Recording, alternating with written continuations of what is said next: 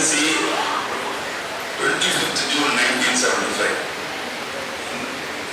அதாவது இந்தியாவில் மிகப்பெரிய ஒரு அநியாயம் நடக்க வேண்டும் என்றால் அதுதான் எமர்ஜென்சி. காங்கிரஸ் பிரதம மந்திரியாக பணியாற்றிக் கொண்டிருந்த திரு இந்திரா காந்தி அவர்கள் அவர்களுடைய புகழ் சரிந்து கொண்டிருந்தது.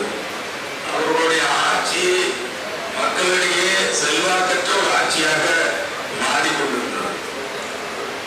அதாவது அவருடைய பிள்ளை பார்த்தீங்கன்னா சஞ்சய் காந்தி, இப்ப பாத்தீங்கன்னா ஸ்டாலின் பிள்ளையா நம்ம உதயநிதி ஸ்டாலின் இருக்காரு. என்னால ட்ரௌசர் பாய்ஸோட செஞ்சுக்கிட்டு இருக்காரு.